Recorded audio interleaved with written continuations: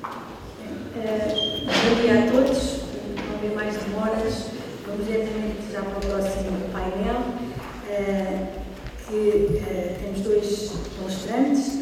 Este painel designa-se Missão e Natureza das Instituições de Ensino Superior, e é com muito gosto que temos aqui a professora doutora Rosário Gamboa, o professor doutor Manuel Miguel, que em nome da organização agradecemos desde já o tempo e a disponibilidade para estarem aqui connosco, para partilharem a vossa visão sobre este tema, que é o primeiro deste dia, a Missão e a Natureza das Instituições de Ensino Superior. Antes de começar, se calhar só aqui umas pequenas notas do livrinho que tem sobre a primeira oradora. Vamos ouvir os dois e depois de seguida teremos tempo para a discussão. A professora Maria do Rosário Gamboa é professora coordenadora da Escola de Educação do Instituto Politécnico do Porto e até abril deste ano foi presidente do Politécnico do Porto, também já foi vice-presidente para a investigação e internacionalização do Politécnico do Porto e membro do Conselho Geral. Além disso, eu acho que trabalho também aqui e é atualmente o chairman da Portugal Ventures. Então, muito obrigada por estar aqui. Ficamos a ouvi-la. Paulo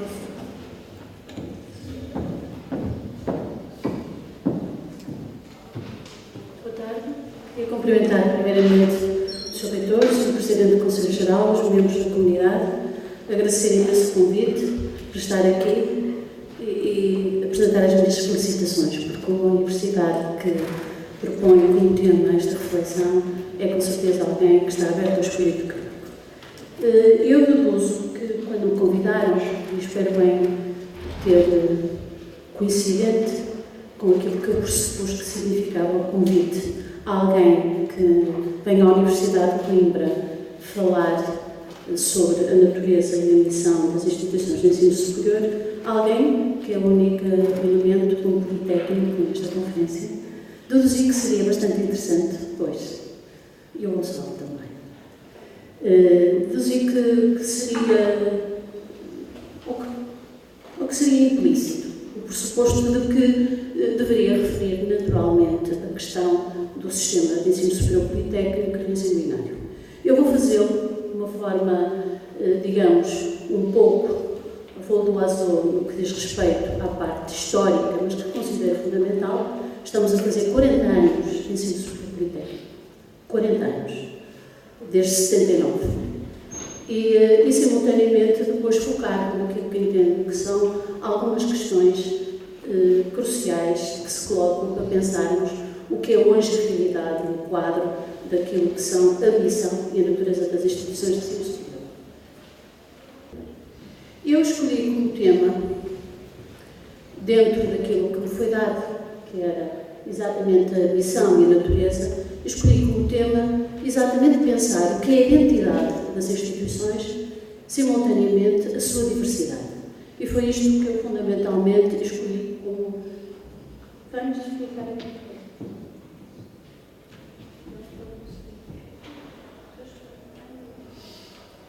Há um pressuposto inicial que eu gostava de tomar como, digamos, como postura daquilo que entendo que caracteriza qualquer preocupação quando se começa a refletir sobre estes temas.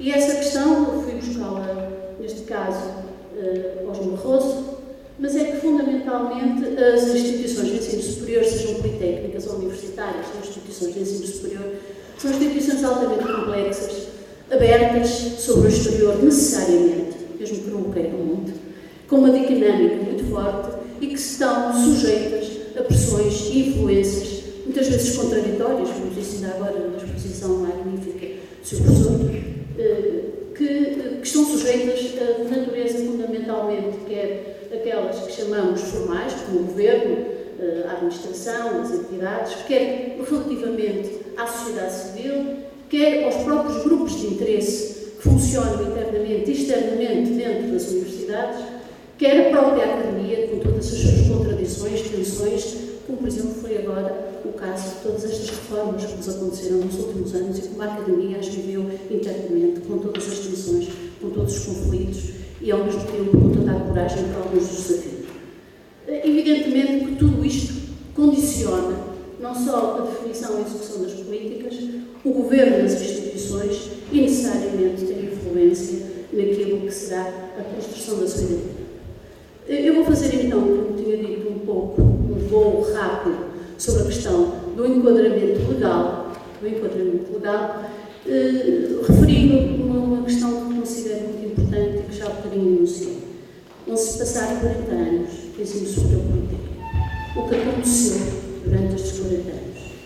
E com certeza que tenho consciência como eu, que foi muitíssimo.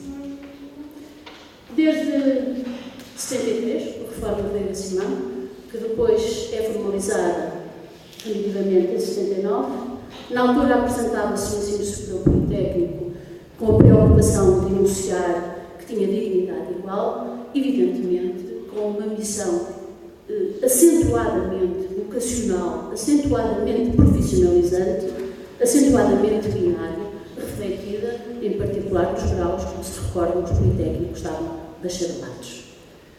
Depois, com a Lei de Bases do Sistema Educativo, em particular a sua revisão em 97, os politécnicos passam a dar licenciaturas além dos bacharelados, para que, finalmente, com o Decreto-Lei 76 de 2006, na sequência da normalização decorrente da reforma de Bolonha, os politécnicos passam a dar mestrados.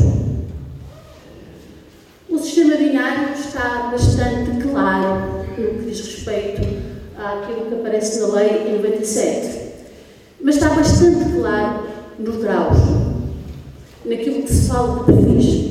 Mas há aquilo que eu costumo dizer que é uma definição formal muito débil, uma definição de formal que tem muitas ambiguidades em termos conceptuais, que, como podem ver, já está presente na lei de 97. Há confusões muito fortes que permitiram, na ausência de uma regulação muito, digamos, mais musculada, que permitiram um conjunto de interpretações e de afirmações para o bem comum, conforme a perspectiva de quem resolve.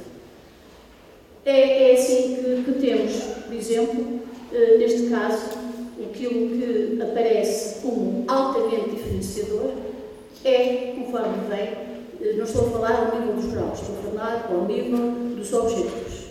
Aquilo que aparece fundamentalmente como diferenciador é a questão da investigação orientada. Se repararem em todo o texto, o que acontece é que o conceito está na linha de baixo, noutros casos está na linha de cima, o que está na linha de cima está na linha de baixo. Mas os conceitos estão lá absolutamente idênticos entre as duas missões. Ora, aquilo que eu vos dizia, relativamente ao ensino superior politécnico, há aqui um conjunto de definições a nível formal. Há aqui alguma dificuldade de afirmação daquilo que é fundamentalmente politécnico. Ao nível conceptual, como eu referi, por exemplo, o ser profissional ou profissionalizante, que, como veremos daqui a pouco, e então no mundo de hoje ainda pior, porque nas últimas décadas, a questão da orientação profissional como distintiva do que é universitário e politécnico é, objetivamente, uma distinção muito ténue daquilo que se entende hoje, que é o mercado e que são as profissões, do que é que se entende hoje o que é uma profissão, ou a preparação para as profissões. Assim como, por exemplo, outra das questões que era distintiva e que foi durante muito tempo aquilo que se entendia uma marca d'água do Politécnico era a sua situação e a sua projeção regional. Eu venho de um Politécnico que é de Porto e é a quarta maior instituição em termos de atratividade na rede nacional. Eu estou num Politécnico que é de Porto e há universidades nas regiões do interior, mas que está tudo dentro. Por isso, tudo isto contribui muito, em termos do quadro legal, insisto, para uma definição de identidade muito leve. Aquilo que o Rui Graço já dizia na altura, é como aquilo que define o Politécnico for mais pela negativa do que pela positiva. O Politécnico, no fundo, se nós quisermos, era aquele que não podia dar doutoramento. Era fundamentalmente isto. Porque as definições pela positiva esbarram sempre em barreiras conceptuais ténues, difíceis e que provavelmente podem ser ultrapassadas desde que os dois interlocutores se sentem à volta da mesa e assegurem a mesma compreensão compreensão do conceito, mas são sempre compreensões provisórias e situadas. Além destas questões que têm a ver com o plano normativo, aquilo que me interessa fundamentalmente para compreendermos o que é a identidade e a construção da identidade e como tal da missão e da natureza das instituições é fundamentalmente percebermos que as identidades são construções sociais e que evoluem no tempo e que estão permanentemente em transformação.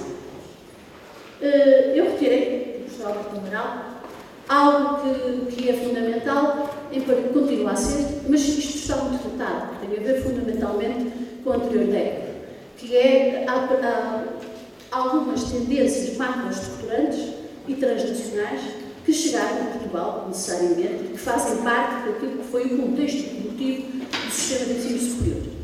Refiro-me fundamentalmente à ênfase com as perspectivas de uma economia global e radicada, chamadas economias de conhecimento. Fundamentalmente, há uma ênfase acentuada na função económica da universidade e uma perda correspondente ou uma diminuição de peso daquilo que nós chamamos ou consideramos a função social e cultural da universidade. Isto não é alheio ao facto de haver um recuo em termos do Estado Social no que diz respeito ao financiamento das instituições de ensino superior e a necessidade das instituições, não só pela pressão económica, mas pela pressão financeira, se tornarem instituições mais competitivas que vão buscar fundos e outras formas de financiamento que não as estatais ou outras fontes, quer sejam fontes competitivas, quer sejam as fontes que têm a ver fundamentalmente com a relação com a indústria. É isto que aparece finalmente na última frase que ali está, a necessidade de as instituições entrarem e passarem a ter uma postura mais competitiva, mais proativa, mais articulada com a investigação aplicada, mais articulada com a inovação e os horizontes do empreendedorismo. Por exemplo, tínhamos em 2007 as conclusões do Conselho Europeu de Bruxelas, onde dizia exatamente isto. As instituições têm que ter, como é óbvio, este novo mandato, um mandato que agora está aqui formalizado, de uma forma explícita, porque os mandatos nem precisam de ser, não têm que ser necessariamente explícitos, são aqueles que nos chegam, que nós vamos ouvindo, como dizia há bocado o seu professor, são aqueles que nós temos necessidade de dar resposta quando a instituição está atenta e se situa e se reposiciona a cada momento. Resumindo de uma forma um pouco mais condensada, isto que refiro são indicações muito genéricas, como é óbvio. Nós temos aqui não só os mercados globais, que foi uma tendência macroestruturante que impactou todo o sistema de ensino superior português. Temos a questão do alargamento de bases, da base de acesso, e aqui há questões que se colocam não só em termos sociais, mas também em termos financeiros. A passagem das elites para as massas, e este alargamento ocorreu fundamentalmente no final da década de 90 e depois acentuadamente nos últimos anos. Depois também as questões relativas ao Bolonha e a articulação dos sistemas europeus e a sua articulação interna dentro do sistema educativo de ensino superior, desculpem, português, que, como eu referi há bocado, introduz os mestrados nos politécnicos. A introdução também das formas de regulação transnacionais e nacionais em termos da qualidade do ensino e da investigação, que são fatores que pressionam e desafiam as instituições e também as normalizam e uniformizam, de certa forma, nos requisitos a que respondem. A internacionalização das instituições, que foi um dos grandes desafios, e depois, fundamentalmente, a questão da inovação, da investigação aplicada, com forte foco que se foi desenvolvendo. Isto fez com que as instituições, fundamentalmente, tivessem que responder um novo mandato e estivessem sujeitas a pressões exteriores muito fortes, algumas das quais eu já as aqui referi, pressões de natureza política, o combate, por exemplo, pelo acesso, pela mobilidade, pela exclusão, que é sempre uma tendência que se mantém, e muitas vezes esta tendência concorre, em termos práticos, com a perda de financiamento. financiamento da parte do Orçamento de Estado. Simultaneamente, a questão da empregabilidade e o reforço passou a ser um critério de afetação de vagas, que passou a ser uma questão crucial também, que dentro das tensões internas e a nível nacional que as instituições têm, quer a nível de si, intra-institucionais, quer a nível da rede do sistema de ensino superior português, em termos competitivos umas com as outras e do seu reposicionamento de umas face às outras. Esta questão que também passou a ter peso de cada vez mais para todas as instituições, veja-se o caso, por exemplo, fantástico da Universidade do Minho, e o peso regional que teve, evidentemente o regional aqui é entendido às mãos dos dias de hoje, que é esse que deve ser entendido. O que significa hoje ser regional, no contexto da Universidade do Minho. Também é uma questão fundamental, a batalha da mão de obra qualificada, as batalhas do mercado, as pressões financeiras e depois que também se fizeram sentir uma das coisas que vai ocupar com certeza muito esta conferência durante estes dias, na governação.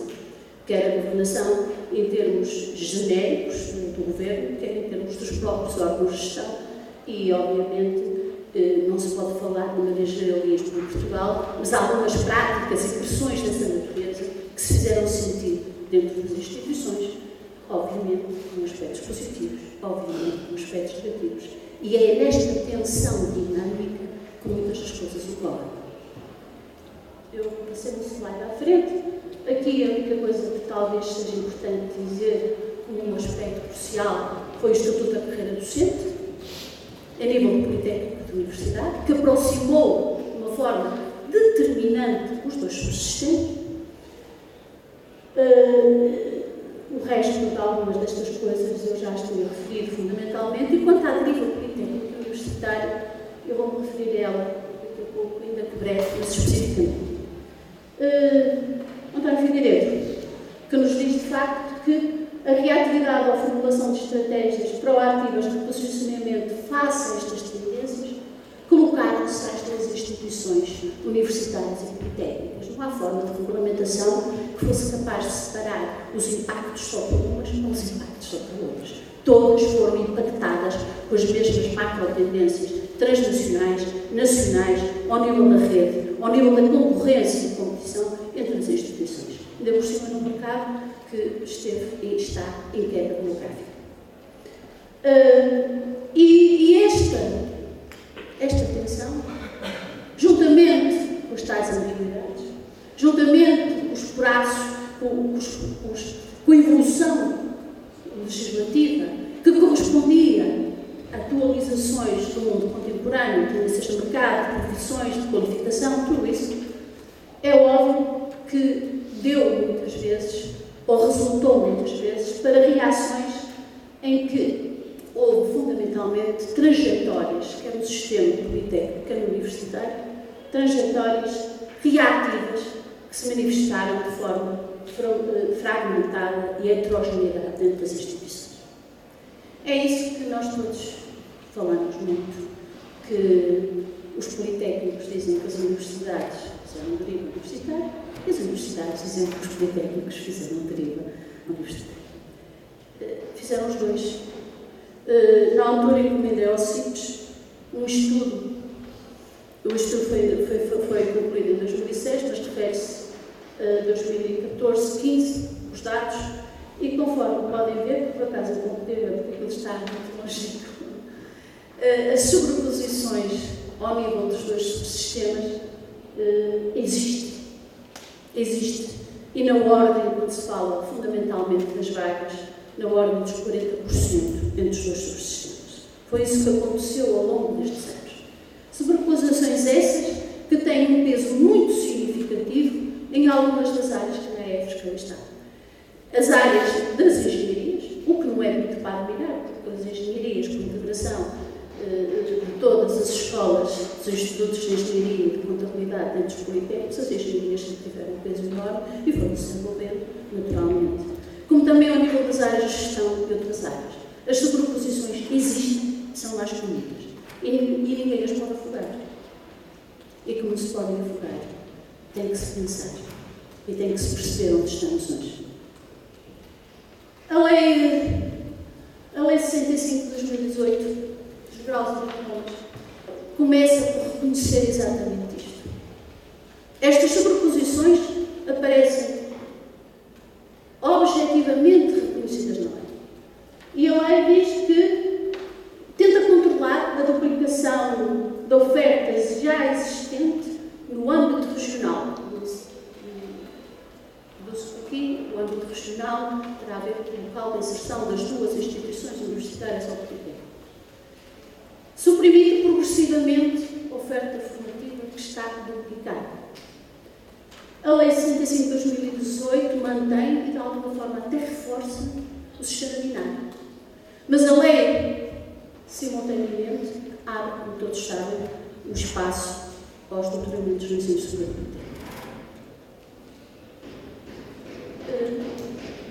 Eu penso que hoje, chegados aqui, mais do que discutir o sistema binário, da conferência do professor Jorge Rubio, é preciso pensar o que é que dentro desta paisagem pode ser importante para o sistema de ensino superior.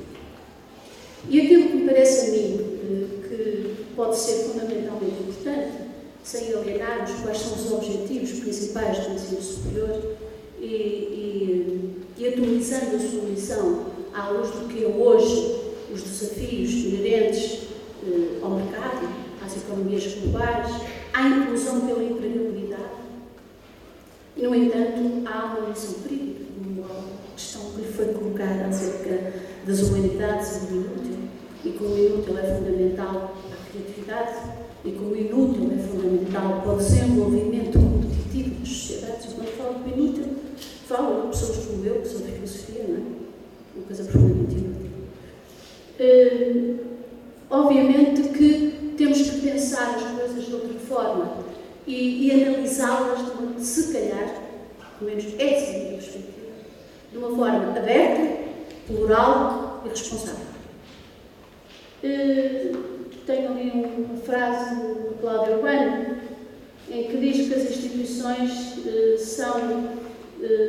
têm as suas missões, mas estas missões vão sendo alteradas. E são alteradas pelas circunstâncias.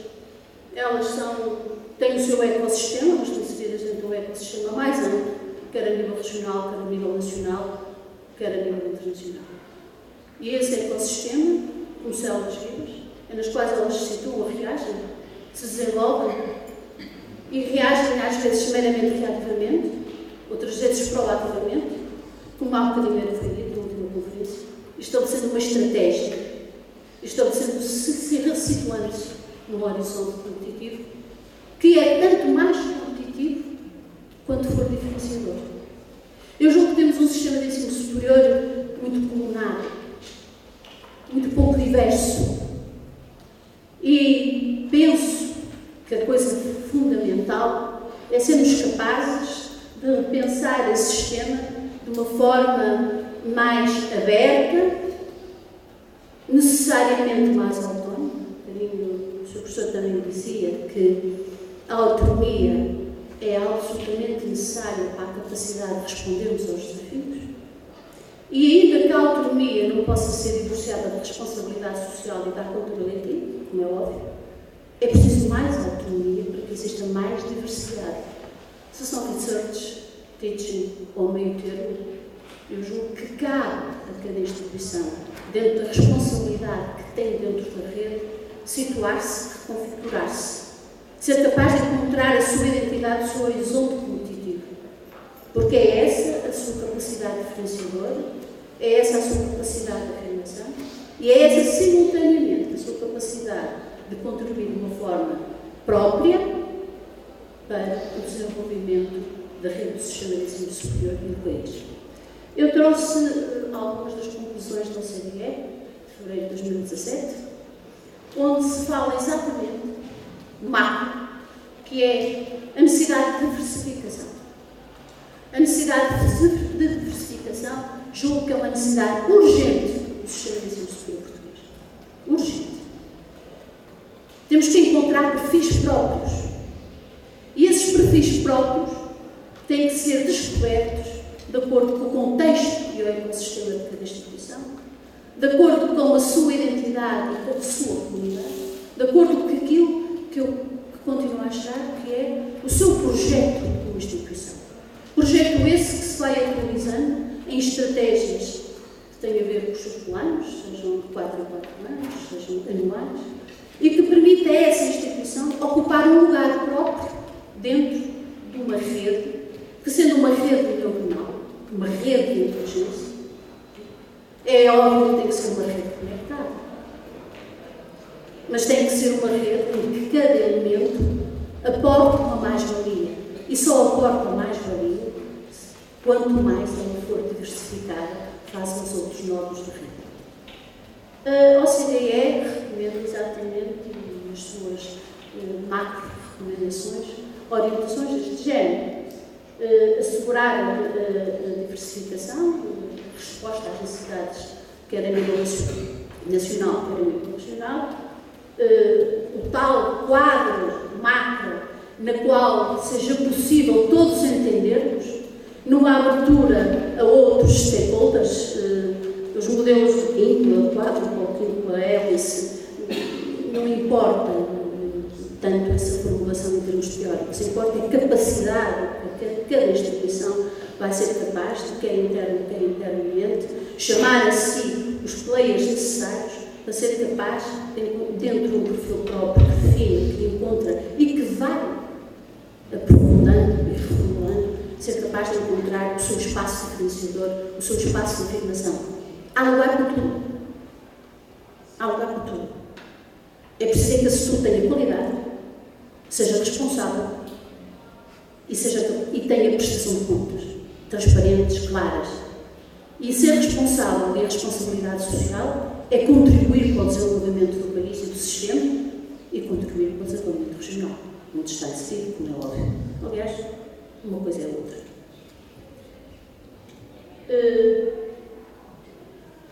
Neste sentido, a OCDE recomenda o repensar o sistema, digamos, o ajuste. Eu passei anos como presidente do Politécnico, algumas pessoas que a questão sabem disso, a barafustar contra, que é o termo mais exato, não é? A barafustar contra algumas peias que me impunham no sistema, dentro do sistema binário. Eu entendia que tinha uma instituição que devia ser avaliada por aquilo que era capaz de fazer e de contribuir. Nunca quis ser a universidade. Queria era poder fazer aquilo que era capaz de fazer. Por isso eu não estou muito interessada em acabar ou não do sistema binário.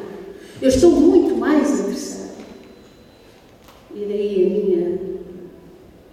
a minha alegria, quando os politécnicos têm a possibilidade de ter dado doutoramentos, depois quem tem eu estou a guitarra, ser fundamentalmente o retirar de uma teia, o retirar de um entrave, para que as instituições possam ser e valer por aquilo que fazem, por aquilo que são capazes de fazer, de situar.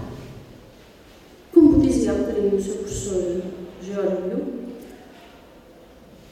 a questão, por exemplo, da abertura dos doutoramentos é uma questão complicada, porque teremos que pensar que vai haver outro tipo de doutoramentos. Eu julgo que formalmente a questão tem sentido, na prática não tem sentido nenhum. Já há doutoramentos profissionalizantes no técnico há muito tempo. Não vão ser os dos politécnicos que são profissionalizantes. O que é que se entende por profissionalizante? Há doutoramentos, por exemplo, nas artes performativas que são feitos, os chamados doutoramentos performativos. De alguma forma já os há. E se há que as universidades não têm a fazer doutoramentos desses, vão só ficar para os politécnicos. Eu acho que essas opções, este é o meu ponto de vista, já não estou tão preocupada, porque acho que em 40 anos, que são 39, algumas das teias foram retiradas, para que as instituições possam ter possibilidades de, analisando-se, avaliando-se internamente, avaliando-se no contexto onde estão inseridas, reposicionando-se de uma maneira lúcida perante dentro da rede e da sua contribuição dentro da rede, qual lugar possa ocupar? Qual a postura que o diferencia? Possam ser capazes de construir e encontrar o seu caminho? Isso, esta questão já não me preocupa tanto.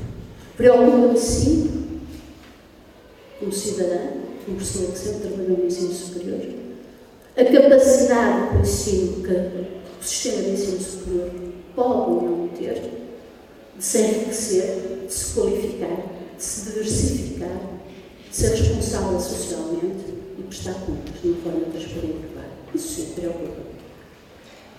Por isso, eu acho que a grande questão está em mais alto nível.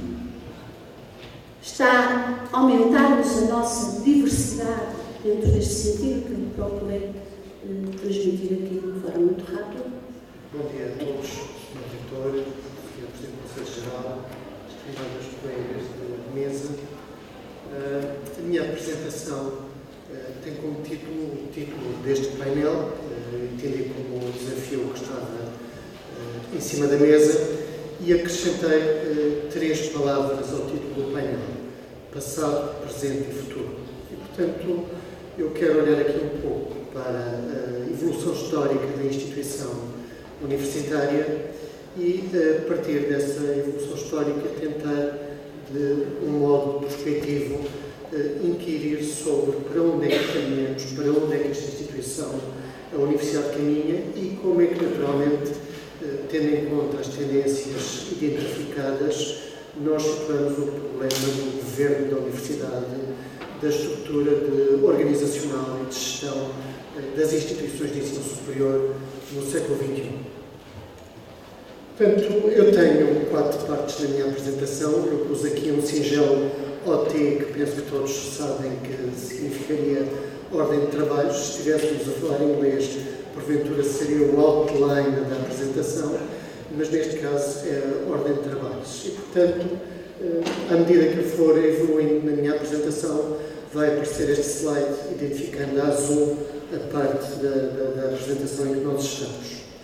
O primeiro passo que eu tive ao preparar-me para vir aqui falar convosco foi inquirir o Google acerca de universidade. E utilizei um instrumento que a Google nos oferece, que é o Ngram, para identificar como é que a palavra universidade escrita com minúscula e com maiúscula, tem evoluído ao longo do tempo, concretamente durante um período de 200 anos, de 1800 até 2000, em livros em língua inglesa.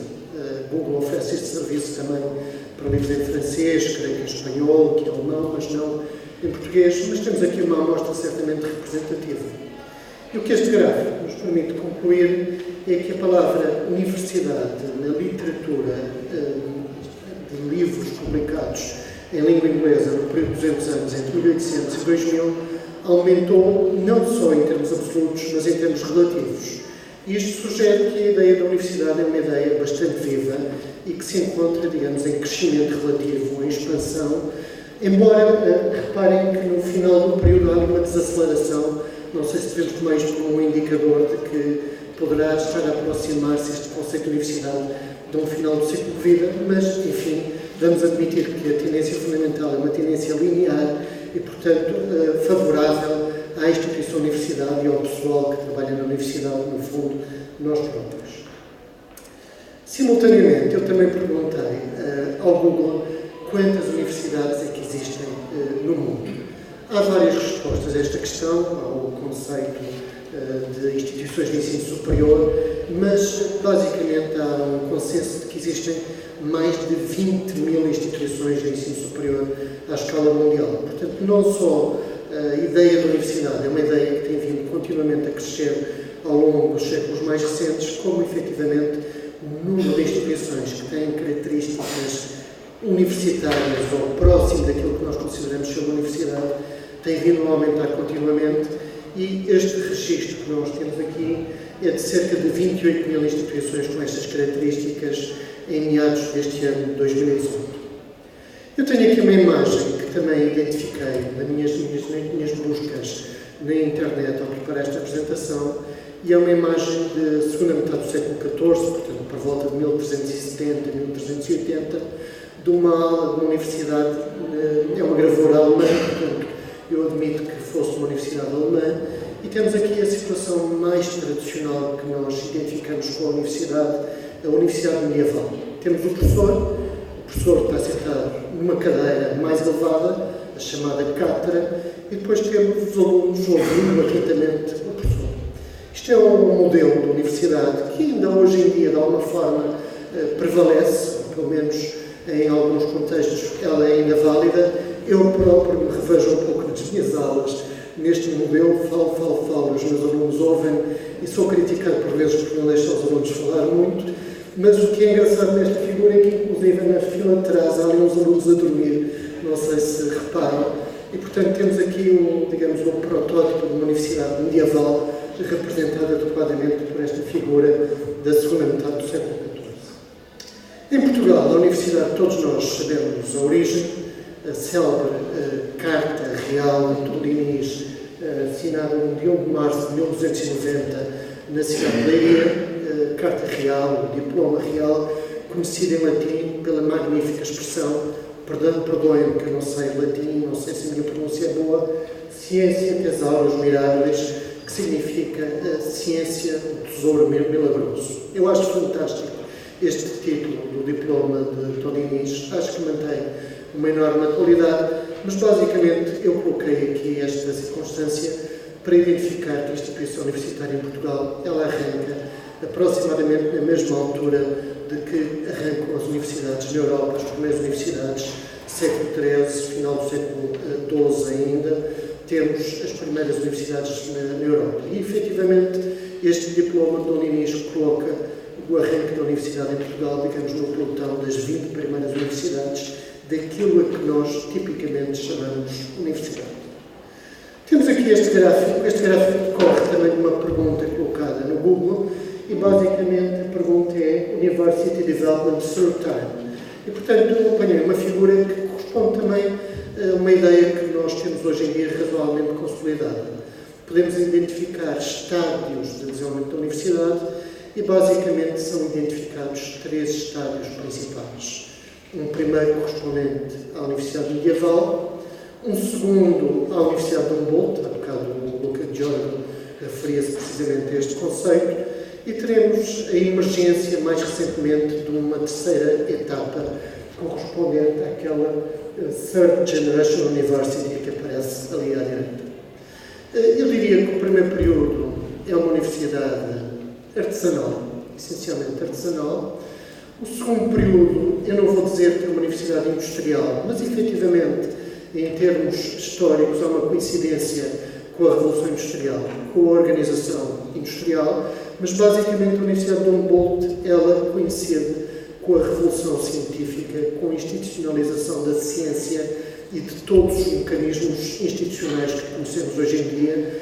Há o aparecimento das Academias das Ciências, a criação das disciplinas, a revisão pelos pares, por aí adiante. E basicamente há aqui um grau de maturação em termos de institucionalização e profissão da ciência que é refletido pelo modelo da Universidade de Humboldt, pela Universidade Napoleónica também, um desenvolvimento que depois, obviamente, se difundiu às universidades do Reino Unido e às universidades dos Estados Unidos e que hoje em dia abrange a larga maioria das universidades em todo o mundo.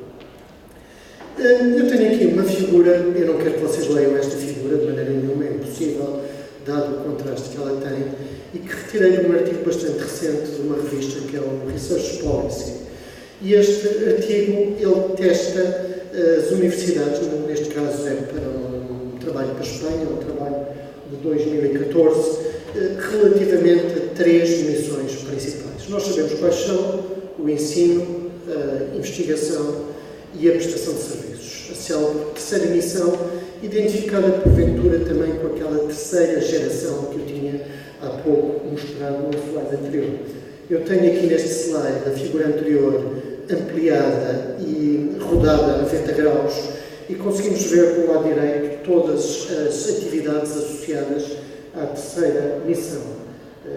Pedidos de patentes atribuídas, a colaboração com empresas, a receita proveniente de contratos com a indústria, contratos de investigação, receitas de contratos de investigação, atividades de consultoria, receitas de consultoria, os royalties provenientes do licenciamento de patentes e atividades de spin-off de criação de empresas. Portanto, estamos a ver que esta terceira missão é diversificada, envolve todo um conjunto de atividades que estão aqui identificadas neste artigo. Também em termos científicos, temos mudanças na prática das universidades nos últimos anos. Falou-se há cerca de 20 anos, 20 e tal anos atrás, falou-se do modo 2 da organização de investigação. Basicamente, a ideia deste modo 2 é a interdisciplinaridade, a necessidade de haver equipas que trabalham conjuntamente com diferentes backgrounds de especialização e a combinação dessas diferentes especialidades para responder a desafios. O Luca Jordan há pouco também referiu este aspecto.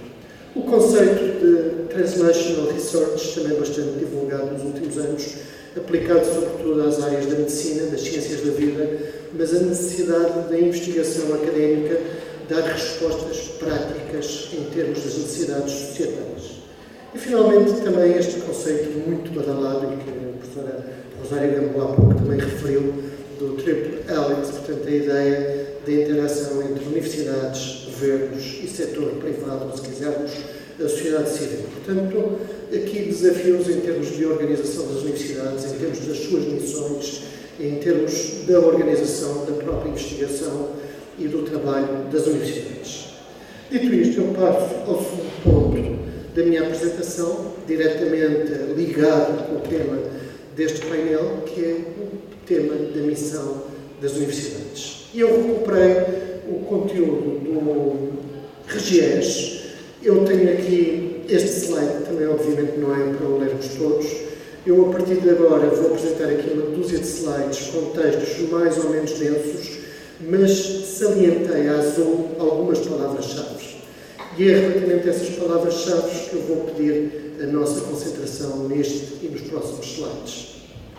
E aqui neste slide eu tenho o artigo 2º do RGES, que identifica a missão das instituições de ensino superior em Portugal. E temos aqui algumas ideias fortes. Qualificação, portanto, a missão educativa, o abranger todos os cidadãos, portanto, de alguma forma ligado aos princípios constitucionais do acesso à educação e da democraticidade do ensino, a ideia de mobilidade e espaço europeu, portanto, a internacionalização está aqui presente nesta definição de missão. Depois eu sublinhei ali o direito e dever, achei engraçado o RGES colocar o direito e o dever, são ideias que de alguma forma concorrentes entre si, mas achei engraçado o direito e o dever de ligação à sociedade. Eu fico sem saber se é o direito, se é o dever, mas o RGES diz que são ambos e, portanto, vamos assumir que há o direito e o dever de ligação à sociedade. E, finalmente, contribuir para a divulgação do conhecimento, a compreensão pública. Isto aqui é uma tradução do Public Understanding of Science, diretamente, mas basicamente são estas as ideias principais do nosso RGES relativamente à missão das instituições de ensino superior. Os slides seguintes são as declarações de missão de uma série de instituições universitárias à escala mundial. Em primeiro lugar, eu tenho aqui a Universidade de Cambridge e a ideia principal, aquela que me toca mais nesta declaração, é a ideia de que a universidade deve trabalhar para alcançar os níveis mais elevados de excelência à escala internacional. Portanto, a ideia de excelência, que é um campo que o Luca Jordan também referia, aparece aqui assim claramente destacada neste Statement of Mission da Universidade de Cambridge. Depois temos o MIT, que deve servir da melhor maneira a nação e o mundo, contribuir para os grandes desafios mundiais, é uma ideia importante, uma ideia bastante atual, e para a melhoria do estado da espécie humana, uma ideia humanística. Portanto, há aqui ideias que me parecem interessantes, embora talvez um bocadinho conservador esta declaração de missão do MIT, mas basicamente o contribuir para os grandes desafios do mundo, esta ideia de atuação global, parece-me também bastante interessante e relevante. No Karolinska Institute, our vision is to make a significant contribution to the improvement of human health.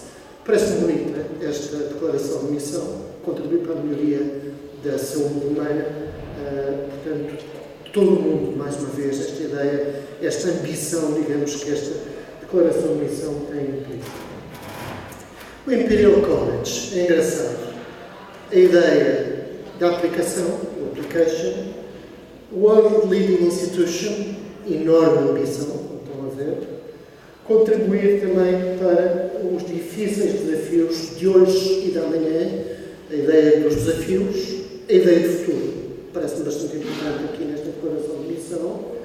Desenvolver a próxima geração, mais uma vez, a ideia de futuro, portanto, uma instituição que está a olhar para o futuro, em torno do mundo, a ideia mundial, de globalização, de querer ser uma instituição que atua a nível global, a ideia de impacto e de translação, há pouco falei da investigação translacional, e, mais uma vez, na última frase, a ideia mundial, a ideia de contribuir ao nível global. A Universidade de Pequim, tenho que confessar que achei um bocado chato a declaração de missão da Universidade de Pequim, achei mesmo um bocado cinzenta e destaquei apenas a última frase, que é, ultimamente, contribuir para uma melhoria da sociedade chinesa e para uma melhoria do desempenho do país à escala mundial. Acho que tem muito a ver com uma certa visão chinesa. Não estive a checar, a verificar o Statement of Mission de outras universidades de primeiro plano da China, mas, efetivamente, este não me inspirou muito, tenho que confessar. Seguidamente, a Universidade de Stanford. Eu destaquei apenas esta ideia também que está aqui azul. Preparar os estudantes para pensarem de uma forma ampla, profunda e criticamente e contribuírem para o mundo. Acho muito bonita esta frase, este Statement of Mission, a ideia de estimular os estudantes a pensarem criticamente e, naturalmente, com ambição de contribuírem para o mundo.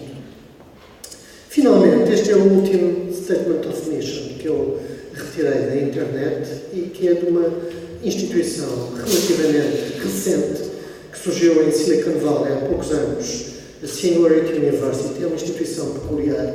Eu mais adiante vou voltar um bocadinho a esta instituição e eu destaquei várias coisas aliás, coloquei aqui uns bulls, também é negro, e educar, inspirar e empower, portanto, digamos, qualificar líderes para aplicar tecnologias exponenciais de forma a resolver os grandes desafios societais. Esta ideia das tecnologias exponenciais, eu vou voltar a ela daqui a pouco, mas, efetivamente, é um novo quadro de pensamento. E depois dizem que nós acreditamos que fazendo isto, mais aquilo, mais aquilo outro, estaremos em melhores condições de contribuir para resolver os problemas sistémicos com que nos confrontamos globalmente. E cá está mais uma vez a ideia dos problemas, dos big challenges, de natureza sistémica que existem a nível global. Portanto, há aqui um conjunto de ideias que atravessam estes vários Statement of Mission. A ideia de impacto, a ideia de contribuir globalmente, a ideia de atuar no mercado global, a ideia de futuro, a ideia de grandes desafios e a natureza sistémica destes desafios. À luz disto, eu diria que a declaração de missão que o Regiés nos propõe, talvez um bocadinho modesta, talvez um bocado antiquada, acho que seria provavelmente oportuno pensar-se numa renovação daquela declaração de missão das instituições de ensino superior do Regiés. Mas voltarei a isso no final da minha apresentação. Dito isto, passo à terceira parte da apresentação: evolução, expansão e crescimento. E o primeiro slide que eu tenho tem a ver com a proporção de jovens que frequentam instituições de ensino superior. Predominantemente temos aqui países desenvolvidos, do lado esquerdo a Coreia do Sul, do lado direito o último país é a China, que é um país de desenvolvimento intermédio, e o que temos é o rácio do número de alunos a frequentar instituições de ensino superior relativamente à faixa etária de 20, 24 anos, que, digamos, é aproximadamente o alvo deste tipo de instituições. E o que verificamos é que estes valores variam entre 20% e 50%. A Coreia do Sul está nos 50%, Portugal aparece aqui com 30%. São números da OCDE, são recentes, de 2016. E o que isto significa, basicamente, é que estamos a caminhar para um mundo onde cerca de metade aproximadamente das pessoas frequentam ensino superior e, portanto, estamos muito longe daquela universidade medieval, onde era um grupo pequeno de pessoas que acedia à universidade. A universidade transformou-se, ou se quisermos, as instituições de ensino superior transformaram-se em instituições de massas e claramente que estamos muito longe daquela circunstância em que era um grupo de 10, 20, 100, 200, 500 pessoas num país que acediam à universidade, ao ensino superior. Portanto, esta é uma primeira característica das instituições atuais e futuras de ensino superior, é serem instituições de massas. Segunda figura que eu tenho aqui, o crescimento da ciência.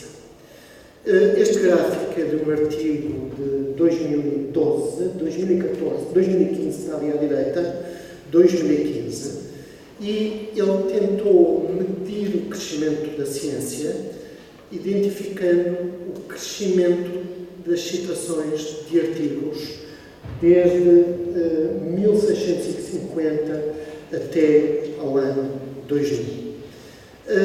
Este crescimento de citações na literatura está medido aqui numa escala logarítmica e o que ele nos indica é que a ciência cresce, medida por este indicador do aumento do número de citações, a cerca de 8% ao ano.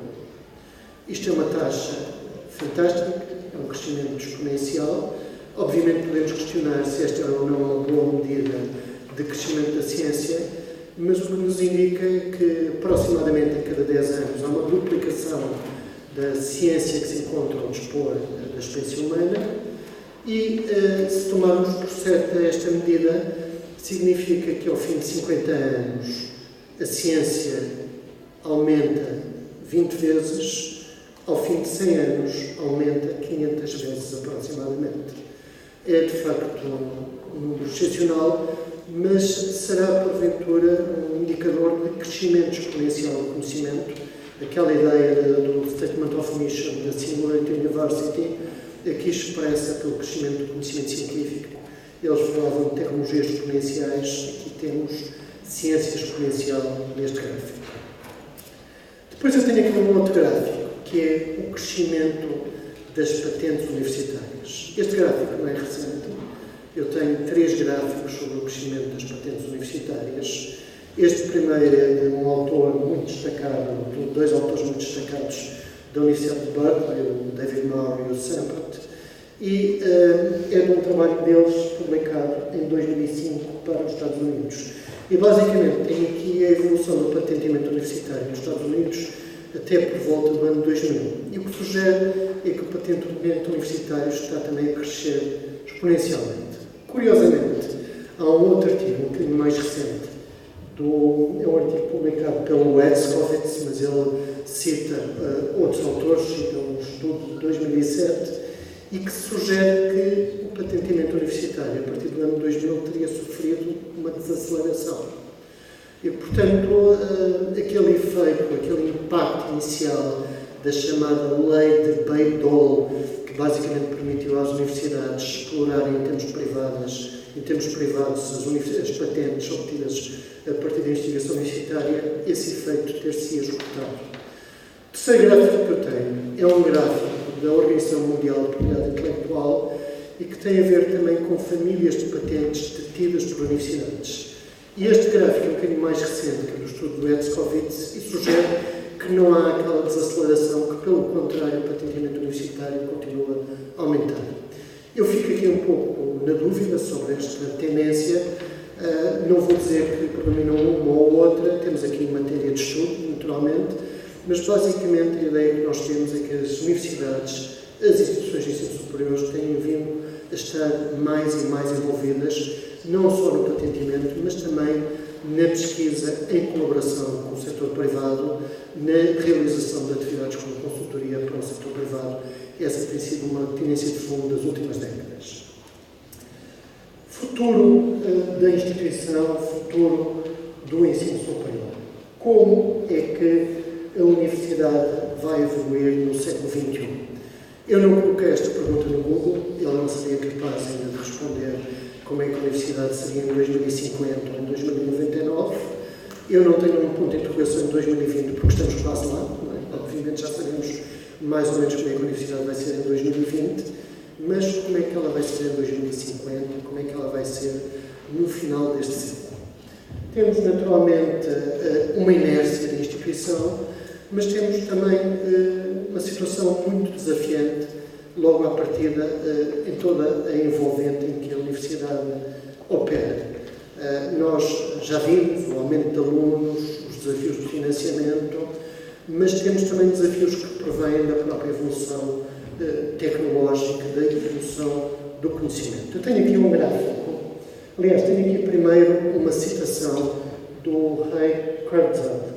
O Ray Kurzweil é um dos cofundadores da Singularity University, que eu mencionei há pouco, e ele diz aqui: Technological change is exponential, contrary to the common sense intuitive linear view. So we won't experience 100 years of progress in the 21st century. It will be more like 20,000 years of progress. Eu acho que esta é uma citação muito desafiante. Eu não sei se vão ser 20 mil anos de progresso, mas aquela ideia do crescimento exponencial da ciência, se for certificada pelo tipo de indicador que eu apresentei, coloca-nos de facto aqui com um nível de desafio incrível sobre a evolução do conhecimento. A própria ideia da singularidade, a ideia da singularidade de desenvolvimento de inteligência artificial e a capacidade das máquinas pensarem cada vez mais rapidamente, de reproduzirem mecanismos de processamento de informação, de dados, de forma inteligente, a custos cada vez menores. Esta curva que está aqui, este gráfico, tem aqui muita conversa, mas não vale a pena tentarmos decifrar agora a conversa que está no gráfico. Fundamentalmente interessa esta curva. E esta curva, ela reflete a capacidade de processamento em termos de máquinas, primeiro máquinas de natureza mecânica, depois máquinas eletrónicas, por $1000 de investimento. E a capacidade de processamento tem vindo a aumentar exponencialmente, e a ideia da singularidade é que por volta do ano 2045 vai-se alcançar um patamar onde por $1000 de capacidade de processamento teremos uma capacidade de processamento similar a todos os cérebros humanos em simultâneo. O que é uma estimativa, obviamente, extraordinária, fantástica, e que sugere que estamos perante desafios, mesmo que não seja exatamente a este ritmo, a esta taxa de expansão que se vai verificar em evolução nos próximos anos, teremos perante circunstâncias excepcionais e extraordinariamente desafiantes para o futuro. Eu tenho aqui uma ideia de economista, uma função de produção, e representamos a atividade das universidades como uma função de produção. As universidades geram produtos e utilizam processos. Quem estudou um bocadinho de economia terá conhecido as funções de produção como Douglas. Eu não estou numa aula de economia, não vou falar das funções de produção como Douglas, mas basicamente temos funções de produção, transformação de inputs em determinados outputs. E os meios de transformação são os chamados processos tecnológicos. Os outputs nós sabemos quais é que são: graduados, produção de conhecimento científico, porventura conhecimento tecnológico, e também a ideia da aplicação, de transferência de conhecimento, a ideia transnacional ou da terceira missão, como queiramos chamar. Relativamente aos processos de ensino, processos de investigação, processos de transferência, os modos de organização das atividades das universidades. E temos, obviamente, N tecnologias alternativas possíveis. Temos N processos. Não só o processo medieval do professor sentado lá em cima na cátedra e os alunos a dormirem na última fila, mas existem N processos alternativos de ensino, N formas alternativas de organizar atividades de investigação e atividades de transferência. E, portanto, sobre esta matéria, temos, obviamente, também circunstâncias desafiantes para pensar estes N modos alternativos, que não apenas os dois modos alternativos que são colocados no RGES do sistema fundacional e não fundacional. Portanto, há uma pletora de possibilidades em termos de organização de atividades das universidades e das instituições de ensino superior. E, portanto, a interrogação que nós temos aqui é como aumentar a qualidade e a diversidade de produtos sem aumentar os custos, ou se quisermos, pelo menos, sem aumentar significativamente os custos. Relativamente à inovação do processo, as grandes possibilidades, as grandes oportunidades provêm elas próprias do desenvolvimento tecnológico. E temos aqui o Technology Enhanced Learning, portanto, a utilização de tecnologia como um enabler, como um capacitador do trabalho das universidades. O Active Learning, o Stimulate Critical Thinking, é um aspecto também no processo. Recordem-se do Statement of Mission da Universidade de Stanford, que tinha esta ideia de estimular o pensamento crítico. E temos depois as possibilidades tecnológicas do Flipped Classroom, Blended Classes, o Online Teaching, o Online Degree Programs, com mais ou menos interatividade à distância, a produção de MOOCs, enfim, temos aqui grandes possibilidades em termos de alteração de processos já, isto está a acontecer já, e obviamente nos próximos anos, decorrente da aplicação do próprio desenvolvimento tecnológico à atividade de produção das instituições de ensino superior.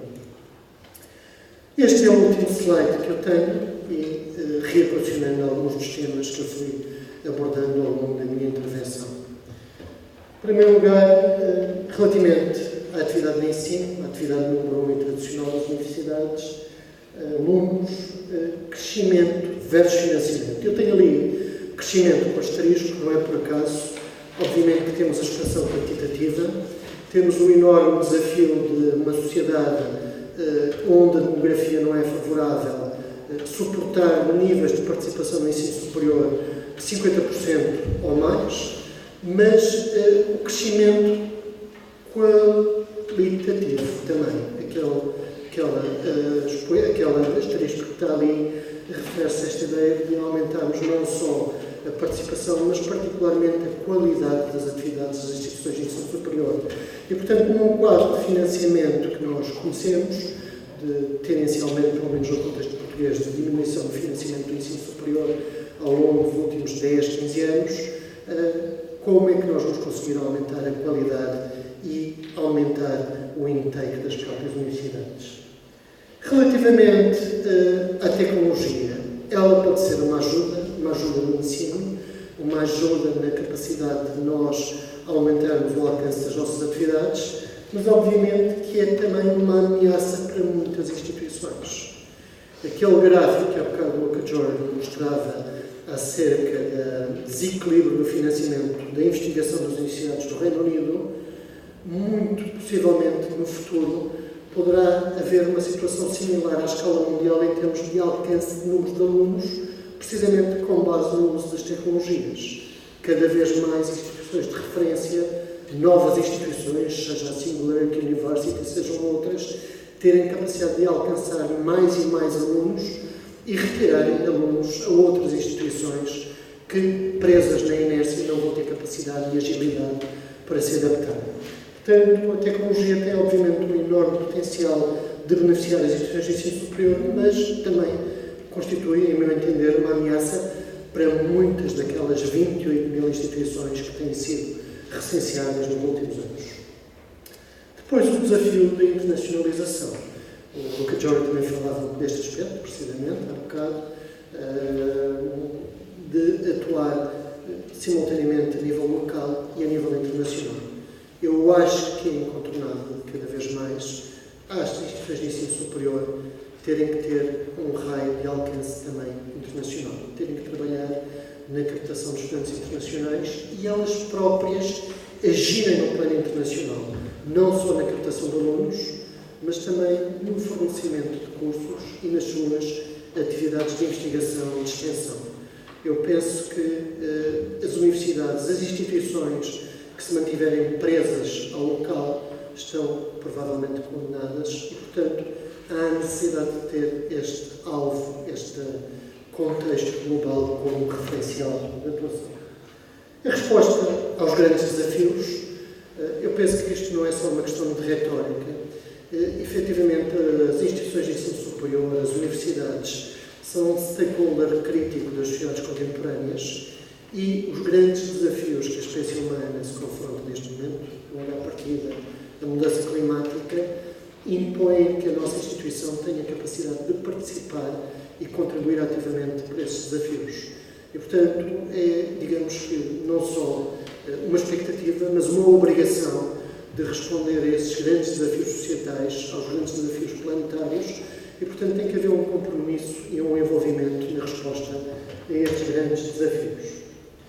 A transferência de tecnologia, a pesquisa translacional, obviamente, que é uma dimensão incontornável.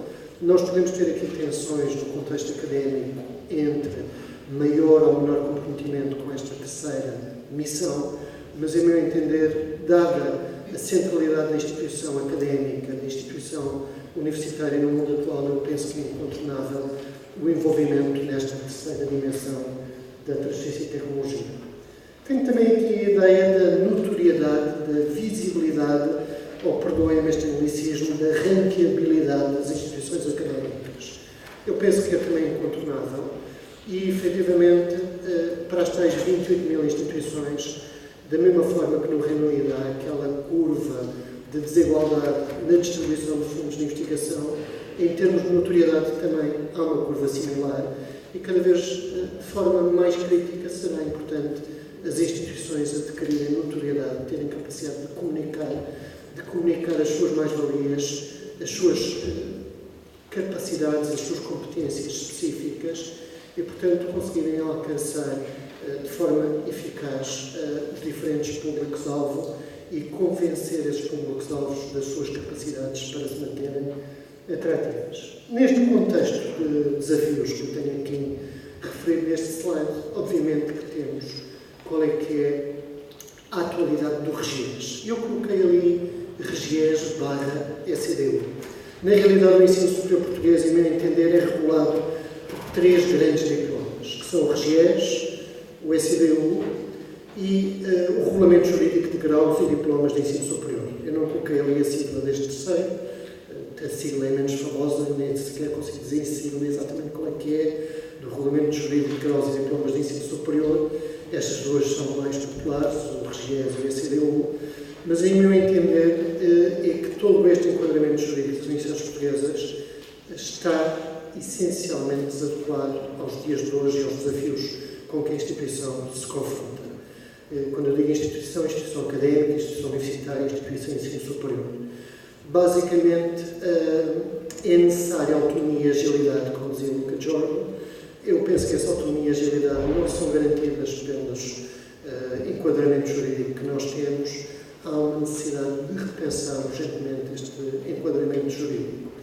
Na realidade, eu penso que há necessidade de termos muito mais autonomia, maior agilidade. Minha escola, por exemplo, é uma escola entre várias similares que existem em Portugal, parte do orçamento de Estado, do orçamento da escola. Se nós descontarmos as contribuições e impostos que são envolvidos ao Estado, é cerca de 1/3 do orçamento da escola. Ora, neste contexto, eu acho que não há muita legitimidade do Estado impor tantas regras, tantas normas, tantas limitações à atividade das universidades, quando a maior parte do seu financiamento já não provém do orçamento de Estado em termos líquidos. E, portanto, eu penso que temos aqui, muito curto prazo, que resolver estes desafios, rever o enquadramento jurídico. Algumas leis são ridículas. O regulamento jurídico dos graus e diplomas de ensino superior, quem o conhece, é uma manta de retalhos, é uma vergonha, a forma como ele aparece atualmente, como está escrito. Já vem em algumas partes na linha X, W, uma coisa do género, porque aquilo tem sido metidas umas leis dentro de outras de forma avulsa. E, portanto, não sei se estão aqui provavelmente professores de Direito.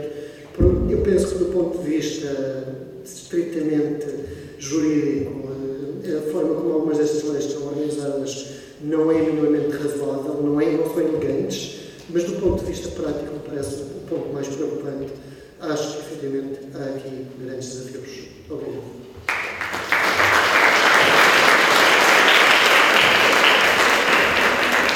Obrigada.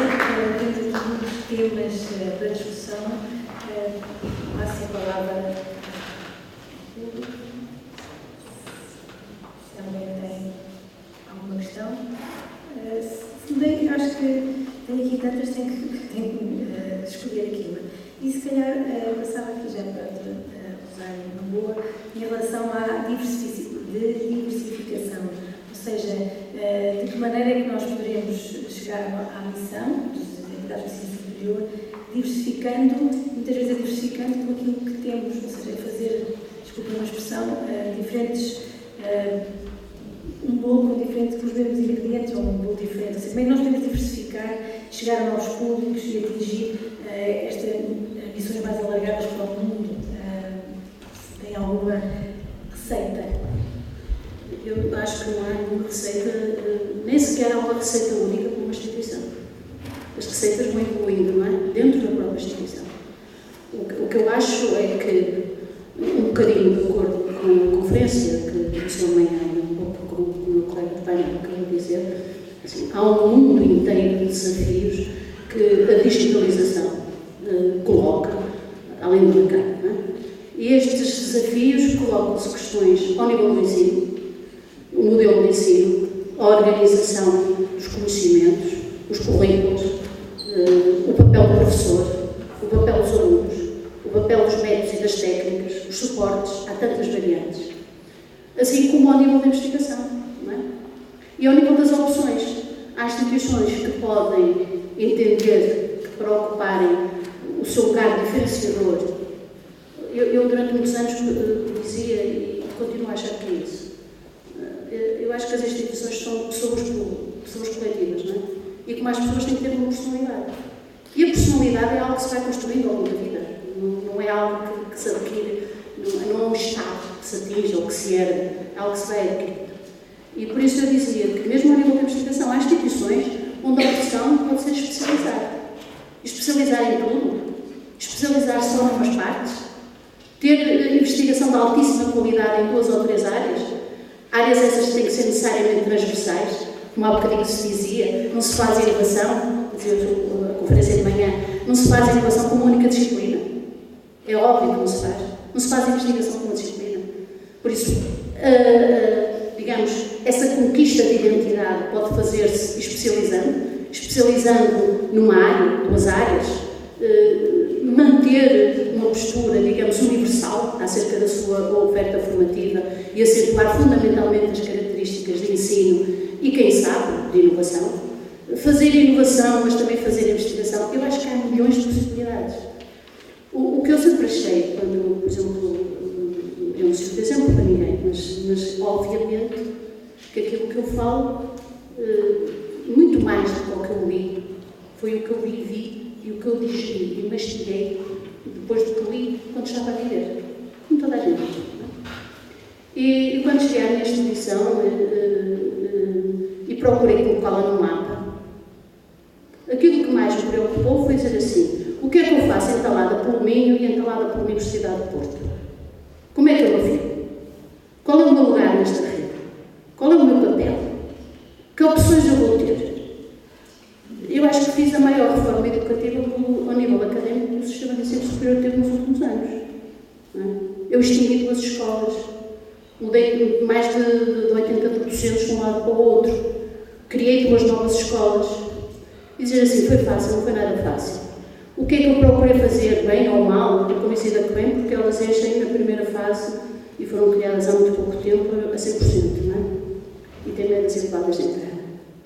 Foi não só analisar as tendências, os trends, os drivers, a nível internacional e nacional, perceber quais era o espaço que eu podia ocupar e se esse espaço era compatível com o know-how interno que tinha e que conseguia mobilizar. O Politécnico de Porto é a instituição mais subfinanciada em toda a rede de ensino superior, se aplicasse a forma, de tal forma que não quero aplicar. Por isso, as minhas dificuldades eram imensas, não é? Para poder fazer aquilo que o professor Malpinho dizia, fazer bem, melhor e mais, sem gastar dinheiro. Isto foi aquilo que eu procurei fazer. E quando analiso outras instituições, por Por exemplo, aprendi muito com a Universidade de Stanford, porque o Tecnoporto fez uma parceria muito forte com a Universidade de Stanford, em termos de inovação dos métodos de ensino e da atratividade, foi de dizer assim: eu tenho que ser melhor do que o que tenho. Não é? Tenho que ser muito mais atrativa, muito mais apelativa. E tentamos apostar em algumas coisas que no início são bandeiras, não é? São questões que marcam uma instituição e que tornam distintiva e que deviam ser generalizadas. Depois, se a instituição, no diagnóstico que faz daquilo que começou a fazer, entende o que deve ser, ou entende o que deve recuar, ou entende o que deve fazer. Por isso, eu diria que não há nenhuma receita. O que eu acho é que o campo de ação é gigantesco. É gigantesco nas parcerias internas, nas parcerias internacionais, nas áreas científicas e de informação que se aposta, no modelo de ensino-aprendizagem, então, uma coisa absolutamente determinante.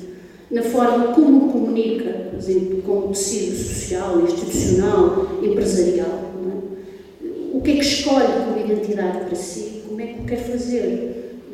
Sempre, necessariamente, torno a dizer, avaliando as possibilidades que tem em termos de recursos, porque a gente não pode querer abarcar o céu com as pernas e depois meter pernas, não é? É preciso também ter alguma avaliação realista daquilo que é possível fazer. E depois a coisa mais difícil, que eu acho que o Sr. Reitor deve partilhar comigo, que é mobilizar as pessoas para essa tarefa. Conferir-lhes energia e mobilização a todo o momento. Não é? E dizer-lhes: aguentem que a gente vai lá. Estamos a conseguir. Eu este ano fiquei muito contente, porque até que o Porto entrou pela primeira vez para o Time da Ranking, para o ranking da Times. Não que os rankings sejam, mas continuam a ser, não é? E fiquei muito contente, porque nós mudamos de treinamento, não é? É isso, não tenho mais nada a dizer.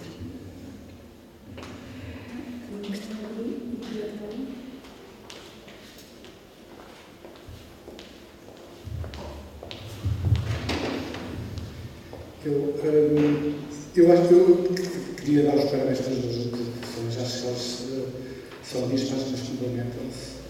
E nessa perspectiva eu gostaria de dizer que a história que nos foi apresentada sobre o nosso sistema dual acho que é perfeita, mas eu acho que ela não devia ter sido assim, porque não foi assim com o sistema dual, pelo menos a visão do sistema dual não foi com este propósito que ele foi criado, que é um bocadinho diferente. A pergunta que eu queria colocar tem a ver com dois aspectos que foram focados por dois apresentadores. Tem a ver com a autonomia, com a descentralização da educação, o reforço da autonomia para as instituições e sobre esta terceira edição do ensino superior. Onde é que cabe a filosofia nesta terceira edição e nesta autonomia das instituições?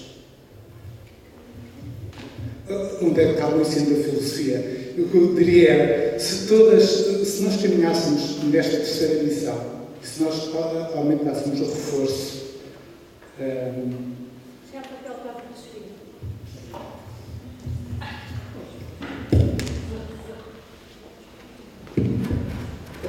A minha modesta opinião sobre essa matéria é que o ensino da filosofia é crítico. Ou seja, nas metodologias de estimular o pensamento crítico dos alunos, acho que é imprescindível toda a dimensão da filosofia, das questões éticas, designadamente, é importante elas serem introduzidas. E, portanto, na preparação, na parte do ensino, na preparação dos jovens, é muitíssimo relevante, qualquer que seja a área, introduzir também essa dimensão.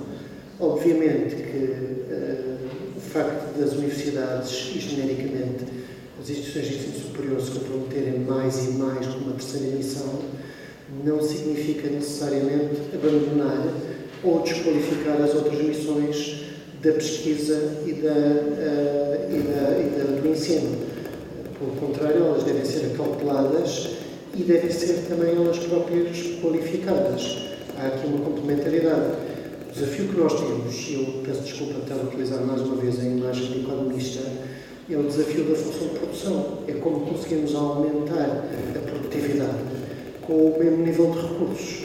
Obviamente que esta, à partida, não é uma ideia muito simpática, porque tipicamente as pessoas igualam a aumentar a produtividade com o mesmo nível de recursos a mais trabalho, mas se pensarmos em termos de função de produção e de tecnologias, temos meios complementares que nos ajudam a aumentar a dita produtividade. E, portanto, é não só aqui um desafio quantitativo produtivista, mas temos, obviamente, um desafio qualitativo, que é como continuarmos a ter um output significativo com qualidade. Ora, isso não é sacrifício de nenhuma área particular, muito menos do pensamento, da filosofia, das ideias, que eu considero que são fundamentais na Universidade do futuro.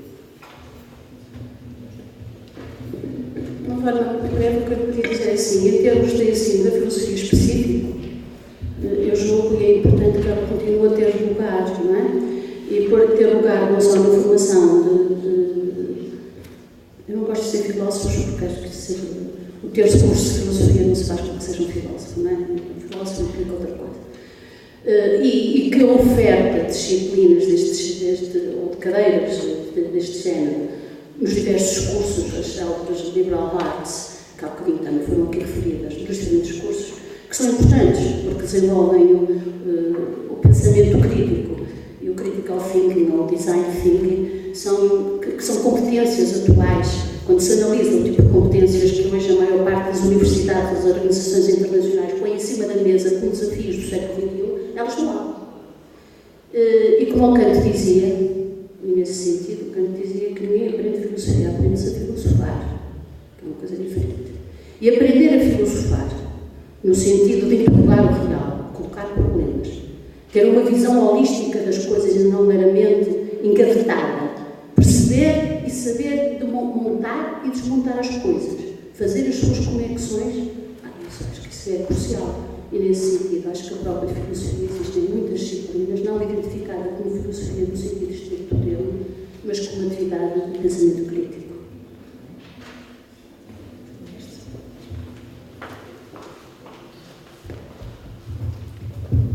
Muito obrigado. Uma pergunta muito breve para ouvir a opinião dos nossos convidados sobre um problema que há entre autonomia e regulação. Porque estamos de acordo que hoje as universidades são reflexo da própria sociedade e devem estar muito mais integradas na sociedade, nomeadamente através dos aspectos da valorização social e económica do conhecimento. E da intervenção de ambos eu fiquei com a percepção que defendem a maior autonomia, deixam-nos fazer aquilo que nós sabemos fazer e, portanto, a minha pergunta tem a ver com o seguinte: em que medida, por exemplo, o sistema binário é ou não adequado para os tempos de hoje, se deve ou não existir ou deve haver um sistema ternário, que lhe queremos chamar, e em que medida também as universidades, por força do subfinanciamento crónico, podem reivindicar autonomia apenas por isso, isto é, 1/3 vem do Orçamento de Estado e, portanto, o que é que o Estado pode fazer para reivindicar algum poder, um conjunto de leis e de coletes de força? Na realidade, se nós acharmos que aquilo que as instituições de ensino superior fazem é promover bens públicos, nomeadamente através do conhecimento, criando novo conhecimento, difundindo este novo conhecimento, transferindo-lo, se é um bem público, em que medida não é legítimo pedir ao Estado que exerça um papel de regulação?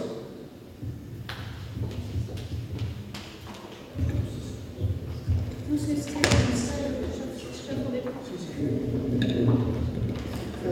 obviamente que há uma situação complexa em termos do relacionamento entre o Estado, as instituições de ensino superior, a universidade, se quisermos assim chamar, e a sociedade. E tem que ser encontrado um equilíbrio eficaz e também simultaneamente eficiente sobre esta matéria. Agora, a minha opinião é que, obviamente, há um papel para a regulação das instituições e é importante que sejam fixados standards relativamente ao desempenho dessas instituições.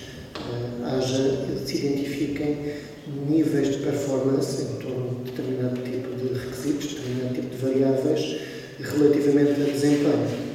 Agora, nós temos aqui uma circunstância que é, digamos, algo conflitual, que é a seguinte.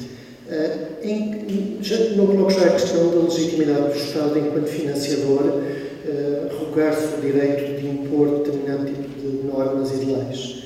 A questão que eu queria colocar é em que medida é que o Estado é a pessoa mais clarividente para ditar o rumo das instituições. E eu não estou absolutamente convicto, pelo menos na circunstância concreta do nosso país, que o Estado tenha a clarividência suficiente sobre determinadas matérias. E, portanto, acho preferível dar-se alguma liberdade às instituições, dentro, obviamente, de determinados critérios, de determinados estándares de funcionamento. Parece-me que o papel de instituições como a A3ES é relevante e outro tipo de atividades de certificação similares pode ser aperfeiçoado e é relevante que exista. Agora, nós temos que ter esta ideia que temos o sistema de ensino superior português e há um sistema de ensino superior à escala global. E se o nosso sistema não tiver agilidade e capacidade de se adaptar e ele próprio evoluir e progredir qualitativamente, os alunos portugueses vão abandonar as escolas portuguesas, vão começar a fazer os cursos online de Harvard, seja o que for. Não é? E, portanto, temos que ter percepção de todo este clima desafiante em que nos encontramos e permitir que as nossas instituições possam também atuar neste cenário global de uma forma suficientemente ágil. Portanto, há aqui equilíbrios que têm que ser geridos de uma forma inteligente, clarividente e que teremos que encontrar soluções. Eu não estou também a ter a pretensão de que tenho aqui soluções fantásticas, mas acho que existem desafios em cima da mesa e que temos que trabalhar neles muito rapidamente. Eu sou a favor, como disse, de muito maior autonomia. Entendo que, como a Assembleia referiu, precisávamos de um pacto para a educação para o ensino superior. Um pacto de Estado que definisse grandes metas em termos gerais. Depois entendo que, independentemente, estou perfeitamente de acordo com a necessidade por parte da A3ES, ainda que a própria A3ES muitas vezes se sinta espartilhada com alguma regulamentação que tem, por exemplo, a própria organização do processo de ensino-aprendizagem, não é? Que muitas vezes concluída. Agora, o que eu sou muito a favor, isto para dizer de uma forma muito breve, é dos contratos de programa. Os contratos de programa. Os contratos de programa que que definem um compromisso das duas partes, que dizem eu vou fazer isto com este financiamento e quero ser avaliada por esses resultados. E os contratos de programa são uma coisa absolutamente clara, transparente, objetiva e que permite corrigir, incentivar ou não é? Eu já não vejo contratos de programa muito utilizado. Eu tenho mais uma questão aqui à frente. Microfone. Está distraída. Pode trazer o microfone para fora.